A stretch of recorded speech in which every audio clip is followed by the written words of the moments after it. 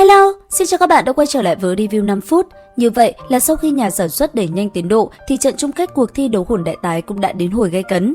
Đáng chú ý là phân cảnh quyết định thắng bại giữa Học viện Nhật Nguyệt Hoàng gia và Học viện Sử Lai Khắc. Khi ấy, Hoắc Vũ Hạo, Phương Đông cùng Tiếu Hồng Trần, Mộng Hồng Trần đã có những màn combat đỉnh cao khiến giới hồn sư được một phen chấn động. Vậy, quá trình này diễn ra như thế nào? Ngay bây giờ hãy cùng mình tìm hiểu nhé! Đầu tiên, nói sơ qua một chút về thực lực của hai bên. Hoắc Vũ Hạo và Phương Đông đều được biết đến là hồn sư sở hữu song sinh võ hồn, chênh lệch về thực lực của hai người cách biệt khá lớn với Tiếu Hồng Trần và Mộng Hồng Trần khi hai anh em này đều là hồn vương kiêm hồn đạo sư cấp 5. Trận đấu vừa bắt đầu, Hoắc Vũ Hạo đã giấu Phương Đông ra sau lưng mình, đồng thời lợi dụng hồn kỹ mô phỏng của bản thân ẩn mình trên sàn đấu. Ngay sau đó, Phương Đông phóng thích vũ hồn quang minh nữ thần điệp, sau đó cõng Hoắc Vũ Hạo trên lưng rồi bay đến tấn công đối thủ. Lúc bấy giờ, ở dưới sàn đấu, hai anh em Tiếu Hồng Trần đã lắp đặt thành công hồn đạo pháo cấp 5, sau đó nhắm thẳng về phía thân ảnh màu xanh của Phương Đông. Tuy nhiên, Hoắc Vũ Hạo đã dùng hồn kỹ mô phỏng khiến cho đối thủ khó có thể định vị mà bắn trúng công kích được. Bởi thế, thấy Phương Đông đã tới rất gần, Mộng Hồng Trần phóng xuất ra một kích băng thiềm thập tự trảm. Nương theo công kích được phóng ra, xương độc của nữ nhân này cũng bắt đầu xâm nhập khắp sàn đấu. Trước đó, Bối Bối, Lăng Lạc Thần và Đối Thực Hành đều đã bị kịch độc của Chu Tình băng thiềm làm cho bị thương. Có thể thấy độc tố kích phát từ hồn sư thuộc tính băng này vô cùng nguy hiểm. Tuy nhiên, Hoắc Vũ Hạo thân là người sở hữu cực hạn chi băng, sao có thể bị ảnh hưởng bởi thứ này?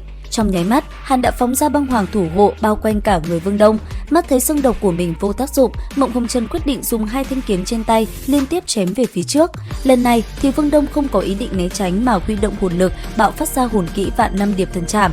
Chứng kiến kiếm vũ của mình bị phá giải, Mộng Hồng Trần vô cùng thất kinh và không để đối thủ có thời gian suy nghĩ, ngay lập tức Hoắc Vũ Hạo đã giải phóng ra vũ hồn băng bích đế hoàng hạt.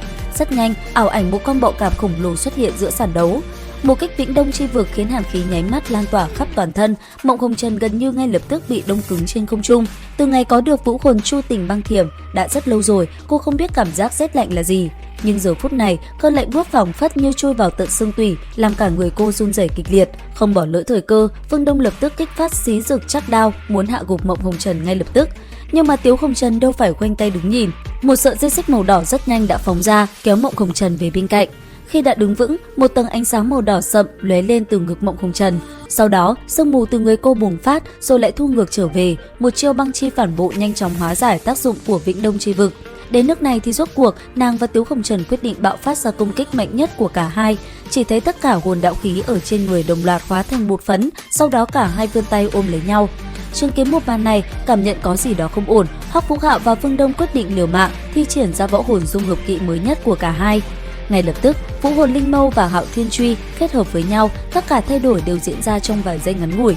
Song phương cứ thế đồng thời thi triển vũ hồn dung hợp kỹ của mình. Các khán giả bên dưới đều như muốn nín thở mà quan sát cảnh tượng ngàn năm hiếm thấy này.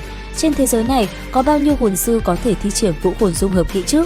Vậy mà lúc này, ở ngay đây lại xuất hiện đến hai đôi. Cột ánh sáng bên phía Tiếu Hồng Trần và Mộng Hồng Trần đã bắt đầu biến hóa, tam túc kim thiềm màu vàng, Chu Tình băng thiềm màu trắng xanh. Nhưng trong tích tắc này, hai màu ấy đều biến mất, thay vào đó là một con cóc màu đỏ rực xuất hiện.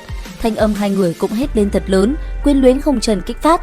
Phía đối diện, Hoắc Vũ Hạo và Phương Đông đã ngưng tụ thành công chân thực trong hư vô, tâm linh phong bạo để đón đỡ. Một cách này đã phá vỡ được hư ảnh đỏ rực của quyến luyến Hồng Trần. Tuy nhiên, vũ hồn dung hợp kỹ của hai thiên tài đến từ Nhật Nguyệt Đế Quốc không chỉ đơn giản như vậy. Sau khi bị phá giải, nó lập tức tạo thành một cột sáng đỏ rực phóng về phía đối thủ. Trọng tài thấy tình huống bất ngờ này thì định ra tay cứu Hoắc Vũ Hạo và Phương Đông nhưng đã bị Huyền Lão ngăn cản. Hiển nhiên, hai người không buông lỏng cảnh giác mà vẫn tiếp tục hành động. Lần này, vũ hồn quang minh nữ thần điệp kết hợp với băng bích đế hoàng hạt thi triển ra một võ hồn dung hợp kỹ khác mang tên Quang Chi Nghê Thường để đón đỡ. Một cách này đã thật sự đánh bại Tiếu Hồng Trần và Mộng Hồng Trần, đồng thời đem về chiến thắng chung cuộc cho Học viện Sử Lai Khắc. Đợi cho trọng tài tuyên bố kết quả xong thì Phương Đông và Vũ Hạo cũng lập tức rơi vào trạng thái ngủ say. Video đến đây là hết. Xin chào và hẹn gặp lại các bạn ở những video tiếp theo.